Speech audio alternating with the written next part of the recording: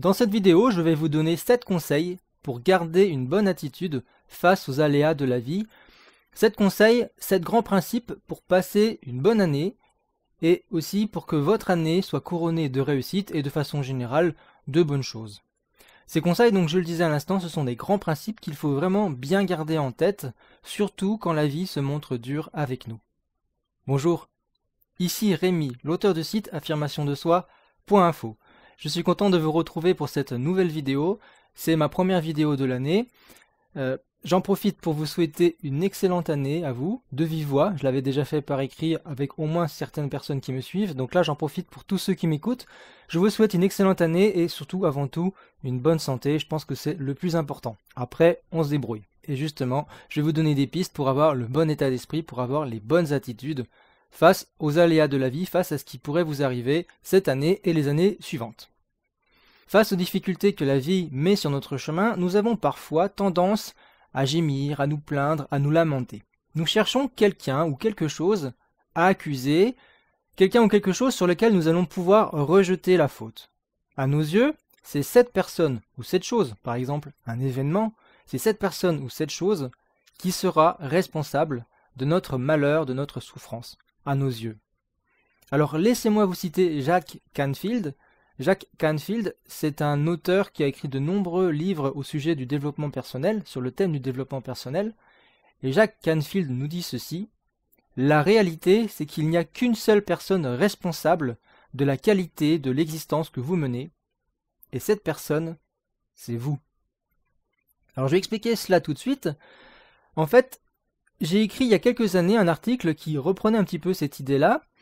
C'est un article dans lequel j'écrivais en gros que si on avait une vie de merde, eh bien on était en partie responsable de cela. Alors, je ne l'ai pas écrit comme ça, j'avais mis un peu plus les formes. Peut-être que mes propos vous choquent d'ailleurs, alors laissez-moi m'expliquer. Au sujet de cet article, justement, je reçois des reproches, voire des insultes par rapport à cet article. Certaines personnes ne partagent pas du tout, mais alors pas du tout ce point de vue, et c'est peut-être votre cas aujourd'hui. Donc mes propos choquent ces personnes, mes propos vous choquent peut-être aujourd'hui.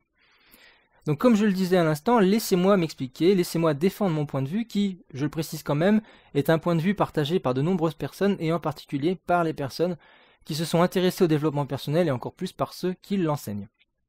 En fait, en général, les personnes qui ne sont pas du tout d'accord avec moi me démontrent par A plus B que c'est totalement la faute d'un truc extérieur à elles. Voilà, ce qui leur arrive, c'est totalement la faute d'un truc extérieur. Leur problème, il est à 100% dû à quelque chose d'extérieur. À 100%.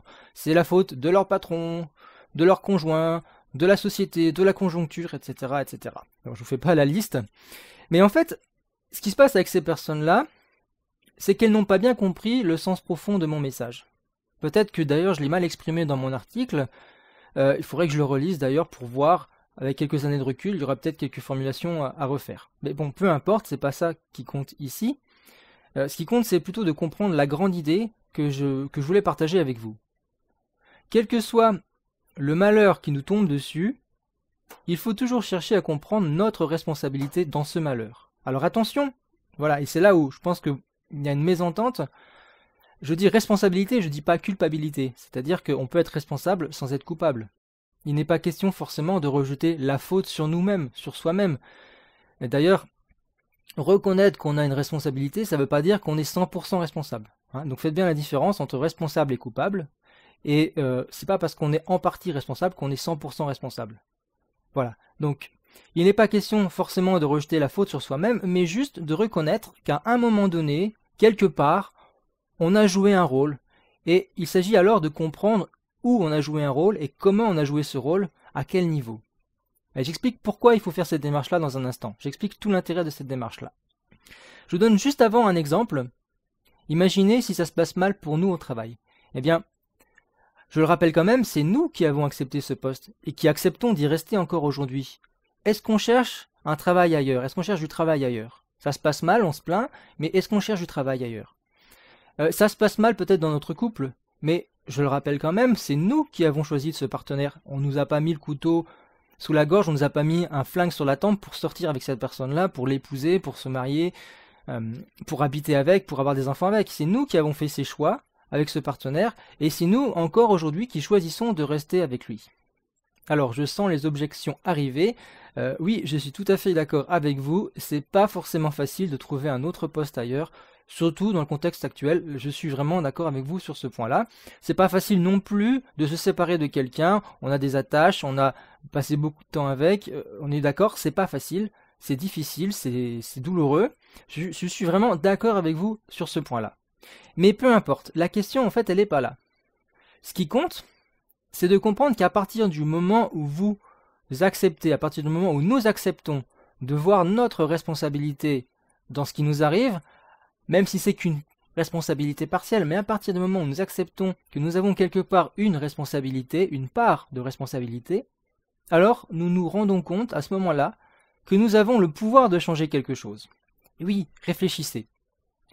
Si vous n'étiez pas du tout responsable de ce qui vous arrivait, si tout était à 100% la faute de quelqu'un d'autre ou de quelque chose d'autre, la faute de votre environnement, de votre famille, du gouvernement, etc., de la conjoncture de la société, si c'était à 100% la faute de quelque chose d'extérieur, alors ça signifierait qu'effectivement, vous n'avez aucune possibilité d'arrêter cela.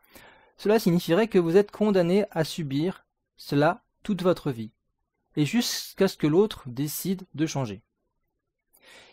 En regardant les choses comme cela, eh bien vous vous voyez comme une victime à 100%.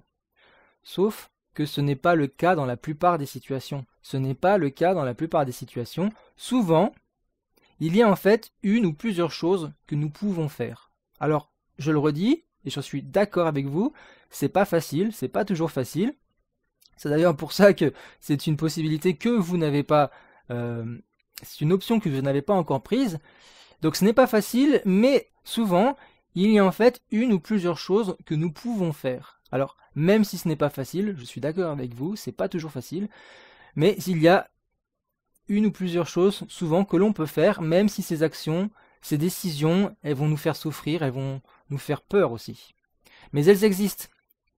Ce sont des possibilités qui existent. Et le simple fait de reconnaître l'existence de ces possibilités, ça nous permet dans le même temps de nous rendre compte que nous pouvons devenir acteurs et donc que nous pouvons changer les choses, que donc nous pouvons changer ce qui nous arrive, ce malheur, ce qui nous fait souffrir. Donc tout cela, en fait, je vous le dis parce que je voudrais expliquer, que je voudrais que vous compreniez à quel point notre attitude face aux événements de la vie, c'est déterminant. Et j'aimerais donc, comme promis au début de cette vidéo, vous donner une liste de bonnes pratiques. Pour que vous ayez la bonne attitude, le bon état d'esprit, la bonne réaction face aux aléas de la vie, en particulier face aux coups durs qui pourraient vous arriver cette année et les années suivantes.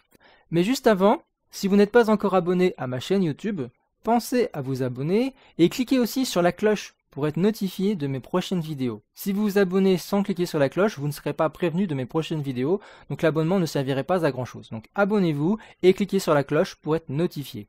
Et puis, si vous aimez cette vidéo, et j'en suis certain, eh bien, je vous remercie de mettre un pouce vers le haut afin de la faire connaître, de m'aider à la faire connaître et, de façon plus générale, de m'aider à faire connaître mon travail. C'est une façon pour vous de soutenir mon travail. Voilà, je vous en remercie, donc abonnez-vous, cliquez sur la cloche, mettez un pouce vers le haut, et je reprends tout de suite. Avec les 7 principes que je vous ai annoncés au début de cette vidéo. Le premier principe, c'est écouter votre intuition. En fait, quand vous vous retrouvez face à un choix, vous avez quelque chose que vous ressentez au fond de vous. Vous avez aussi un raisonnement à l'intérieur de vous. Alors, par exemple, si face à une option de ce choix-là, vous ressentez de l'enthousiasme, si vous ressentez de l'excitation, de l'énergie, du plaisir, rien qu'à y penser, alors ça, c'est bon signe. Et alors, des fois, on a peur aussi. Mais j'aimerais vous le rappeler, la peur, ça peut aussi être un bon signe. Ça peut être un signe positif, la peur, aussi étonnant que ça puisse paraître. Et surtout si cette peur, elle est justement liée aux sentiments que je viens de citer à l'instant, comme l'énergie, l'excitation, l'enthousiasme, le plaisir. Je suis enthousiaste même si ça me fait peur. Je vous explique tout ça à la fin de la vidéo au sujet de la peur, parce que je pense que c'est un point important qu'il est essentiel d'approfondir. Donc j'en reparle à la fin de la vidéo de cette peur-là, qui des fois accompagne cet enthousiasme qu'on a dans un nouveau projet. Face à un choix, donc je disais à l'instant, on peut ressentir de l'enthousiasme, de l'excitation, et donc ça c'est bon signe, mais des fois, c'est pas comme ça que ça se passe. Des fois, face à une autre option, eh bien, on va douter, on va se donner des raisons rationnelles, donc des raisons logiques d'accepter de faire ce choix-là. On va se dire je dois ceci, cela, il faut ceci, cela. Alors quand ça commence comme ça, je vous le dis tout de suite, réfléchissez bien parce que c'est mauvais signe. D'ailleurs, c'est pas une question de réflexion. En fait, pourquoi je dis ça? Parce que quand on commence à raisonner comme ça, à se dire je dois, il faut, c'est qu'en fait, ce n'est pas notre cœur qui parle, c'est notre tête. En fait, à ce moment-là, nous sommes en train d'essayer de nous convaincre du bien fondé d'un choix qui, en réalité, ne nous va pas. Et c'est un choix donc qui va nous faire souffrir sur le plus ou moins long terme. Il va nous faire souffrir tant que nous ne serons pas revenus sur notre décision, tant que nous ne serons pas revenus sur ce choix-là. Donc, très important, écoutez votre intuition. Le deuxième conseil que j'aimerais vous donner, c'est de penser à relativiser. Relativiser. Les problèmes ne sont que des faits. La gravité d'un problème, c'est quelque chose en fait qui dépend de nous, qui dépend de notre interprétation, qui dépend de nos émotions. Et les problèmes n'ont que l'importance qu'on leur donne. Et donc, devant chaque problème, ce que je vous conseille de faire, c'est de prendre le temps déjà de vous calmer, de relativiser ce problème, de le dédramatiser. Et vous verrez à ce moment-là que les choses iront déjà beaucoup mieux, tout simplement parce que vous aurez relativisé ce problème-là. Faites donc attention à vos émotions et à l'interprétation que vous faites des choses. Ensuite, troisièmement, pensez à lâcher prise. Lâcher prise. Alors, parfois, sur le moment, on veut vraiment résoudre un problème, mais pourtant, il faut reconnaître qu'à ce moment-là, on ne peut rien faire pour résoudre ce problème. On n'a pas de solution, on n'aura pas de solution dans les minutes qui suivent, ou peut-être dans les jours qui suivent. Donc, acceptez-le, lâchez prise, acceptez que vous n'avez pas, pour l'instant, de solution, que vous ne pouvez pas résoudre le problème pour l'instant. Acceptez-le et faites une pause. Et vous allez voir, souvent, la solution, en fait, elle vous apparaîtra plus tard. Parfois, en fait, la vie, elle va vous semer des indices comme ça qui vont vous aider à trouver une solution plus tard. Donc, si vous n'arrivez pas à résoudre votre problème tout de suite, c'est pas la peine de vous acharner dessus, de vous énerver dessus, de vous mettre en colère. Lâchez prise. Soufflez, lâchez prise. Prenez une pause et vous allez voir, le problème, des fois, va se résoudre de par lui-même. Ou en tous les cas, vous allez avoir des indices de la vie qui vont vous aider à résoudre ce problème, qui vont vous montrer une solution. Quatrièmement, voyez les pertes comme des occasions de grandir. La fin d'une relation amoureuse, par exemple, c'est une perte. On perd quelqu'un qu'on aimait. La perte d'un emploi, c'est une perte aussi. Le déménagement, c'est une perte parce que on perd un lieu qu'on aimait. On va quitter ce lieu-là, on n'y vivra plus. Donc c'est une perte. Donc, en fait, souvent, enfin des fois en tous les cas, voilà, on ressent cette perte de façon douloureuse. Ça nous fait vraiment du mal, ça nous fait souffrir. Mais dites-vous qu'en fait, ces pertes-là, c'est aussi l'occasion de reconstruire quelque chose de nouveau. Quelque chose que vous pourrez reconstruire sans commettre les erreurs du passé. Vous pourrez reconstruire donc quelque chose en fonction de vous. Quelque chose qui réponde davantage à vos désirs et à vos besoins. Donc c'est aussi une opportunité. C'est l'occasion de grandir. Voyez les pertes comme des occasions de grandir. Cinquièmement, soyez dans l'instant présent. Alors, arrêtons déjà de ressasser le passé. C'est évident, mais on n'agit pas comme si c'était vrai. Nous ne pouvons plus le changer, ce passé-là. Voilà, des fois on ressasse ce passé, mais on ne peut plus changer, c'est trop tard, c'est fait. Il est figé à tout jamais, ce passé. Alors, pensons simplement à tirer des leçons de ce passé, à tirer des leçons de ce qui nous est arrivé, et à appliquer bien sûr ces leçons dans les décisions que nous prendrons dans le futur et que surtout nous prenons au présent. Et par rapport à l'avenir, c'est pareil, arrêtons de nous rendre malades avec l'avenir, il n'est pas encore là. Donc faisons aujourd'hui les bons choix, posons aujourd'hui les actions qui sont à notre portée pour améliorer notre futur, pour nous protéger de ce qui nous menace, mais arrêtons de nous rendre malades avec ce futur, avec cet avenir. Arrêtons de penser au pire surtout, arrêtons de penser au pire et pensons que le meilleur aussi peut nous arriver à nous. Notre ange gardien veille sur nous. Sixièmement, au lieu de regarder ce que nous n'avons pas, regardons ce que nous avons. Alors, je sais, c'est difficile dans cette société de consommation qui cherchent précisément à vous mettre sous les yeux ce que vous n'avez pas, puis qui se démènent pour vous donner envie de l'avoir. Il faut bien comprendre que ce n'est pas cela qui va nous rendre heureux, ce n'est pas cela qui va vous rendre heureux. Si on cède et qu'on rentre dans ce jeu, eh bien, il y aura toujours un nouveau truc que quelqu'un agitera devant nous et qui nous fera envie. Et à force de regarder ce qu'on n'a pas, eh bien, on va vivre avec cette sensation de manque permanent qui, à la longue, va se transformer en frustration, en colère, en déception ou encore en tristesse. Vraiment, c'est important, déjà, si vous êtes en bonne santé, c'est pour ça que j'en parlais au début de cette vidéo, si vous êtes déjà, ne serait-ce qu'en bonne santé, c'est énorme. Vous avez déjà beaucoup de chance par rapport à d'autres personnes. Et pouvoir bouger, pouvoir marcher, courir, sourire, rire, rien que ça, c'est fantastique. On l'oublie souvent, hein, on regarde la télévision, on voit des publicités, on se laisse piéger, on voit une nouvelle voiture, on aimerait bien l'avoir, on aimerait bien avoir une maison plus grande, etc. Mais déjà, le fait de pouvoir marcher, bouger, courir, sourire, rire, c'est fantastique. Donc revenons aux choses simples, en tout cas moi ça me tient à cœur de le dire. Je sais que je partage pas ce point de vue-là avec tout le monde n'a pas le même point de vue. Voilà, mais moi, franchement, et dans les choix que j'ai fait dans ma vie personnelle, moi je vais pas m'étaler ici, mais vraiment je privilégie les choses simples. C'est simplement le fait, par exemple, d'être tous les matins avec mon fils. Voilà, ça c'est une chose simple, mais c'est ce qui me rend vraiment heureux. Plus que peut-être m'acheter la dernière voiture, vous voyez. Donc je préfère gagner moins d'argent, travailler moins, gagner moins d'argent, mais passer ce temps-là avec mon fils. Voilà, alors ça me regarde, mais voilà, moi c'est l'idée que j'aimerais défendre ici, donc revenez aux choses simples, aux plaisirs, aux joies les plus simples, celles qui ne s'achètent pas et qui donc n'ont pas de prix. Et septième et dernièrement, un point très important, affrontez vos peurs et surmontez-les, surmontez vos peurs. Beaucoup de gens ont des rêves plein la tête, mais finalement très peu réalisent ces rêves-là. Pour beaucoup de gens, c'est d'abord à cause de la peur, justement.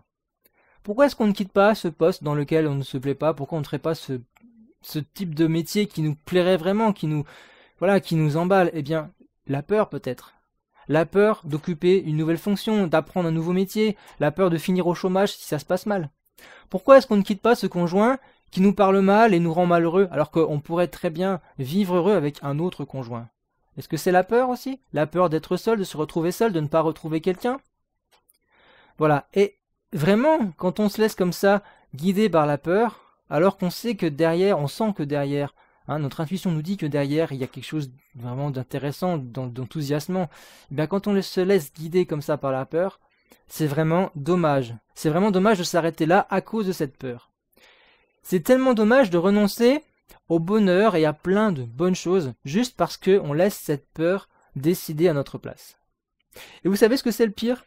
Eh bien le pire, c'est que la peur, eh bien elle est parfois justement un bon signe. C'est ce que je disais tout à l'heure, et c'est ce que dit Steven Pressfield dans un de ses livres. Plus nous avons peur de nous lancer dans une aventure, plus il y a des chances qu'il faut qu'on le fasse. Voilà, ça c'est une citation qui m'a marqué et que j'essaye d'appliquer régulièrement dans ma vie. Plus nous avons peur de nous lancer dans une aventure, plus il y a des chances qu'il faut qu'on le fasse. Autrement dit, la peur peut agir comme un indicateur. Donc au lieu d'écouter cette peur et d'arrêter net notre projet ou d'abandonner notre projet, il faut au contraire comprendre que cette peur elle est due au grand changement que notre projet va entraîner. Autrement dit, cette peur elle nous indique précisément qu'on est sur la bonne voie. On est sur la bonne voie parce que les choses vont changer. Et c'est parce que les choses vont changer qu'on commence à avoir peur. Mais c'est bon signe, puisque c'est ce changement qu'on veut. Voilà, donc ne nous laissons pas influencer par cette peur. Allons au-delà de cette peur, affrontons cette peur, surmontons cette peur. Voilà. Et pourtant, je dis ça, mais pourtant, combien d'entre nous renoncent à un grand changement juste parce que ils se sentent paralysés par la peur? Est-ce que c'est votre cas? J'explique tout ça en détail dans la vidéo suivante, donc ne la ratez pas. Si vous voulez entreprendre cette année par exemple, un grand changement dans votre vie, eh bien regardez la vidéo suivante et en particulier regardez la seconde partie de cette vidéo. Dans cette vidéo, on va parler de la peur et surtout, on va parler de réaliser ces rêves, ces choses-là qui nous enthousiasment, qui nous font vibrer. Vous allez découvrir des outils indispensables pour vous construire la vie dont vous rêvez, une vie qui ressemble à qui vous êtes vraiment au fond de vous. Voilà, on va laisser ces tripes parler. On va mettre ça sur la table et on va construire nos rêves par rapport à qui on est vraiment, à ce que l'on veut vraiment. Voilà, et donc on va affronter cette peur, on va surmonter cette peur et on va aller vers ce grand changement qui entraîne cette peur. Donc bref, vous allez tout de suite découvrir les outils indispensables pour vous construire la vie dont vous rêvez, une vie qui ressemble à qui vous êtes vraiment. Et ces outils, je précise, que vous allez découvrir, ce sont les outils que moi-même j'utilise chaque jour, au quotidien. Je vous en dis pas plus, je vous laisse découvrir la prochaine vidéo, la vidéo suivante. Donc cliquez maintenant sous cette vidéo. Alors, vous avez un lien, comme à chaque fois, sous cette vidéo, dans la description. Donc, pour faire apparaître la description si vous êtes sur YouTube, vous avez un petit triangle pointe vers le bas, vous cliquez dessus, donc ce triangle est sous la vidéo, vous cliquez dessus, ça fait apparaître la description et vous avez un lien pour regarder la vidéo suivante. Si vous êtes sur mon site, www.affirmationdesoi.info, c'est tout simple, la vidéo, le lien de la vidéo se trouve sous cette vidéo-ci, sous la vidéo que vous écoutez en ce moment. Donc je répète, le lien vers la vidéo suivante se trouve sous cette vidéo que vous regardez en ce moment. Soit juste en dessous, si c'est sur mon site que vous regardez la vidéo, soit dans la description, si vous regardez la vidéo directement sur YouTube. Voilà. Je vous en dis pas plus, donc je vous laisse découvrir cette vidéo suivante, qui va, j'en suis certain, vous enthousiasmer. A tout de suite dans la vidéo suivante.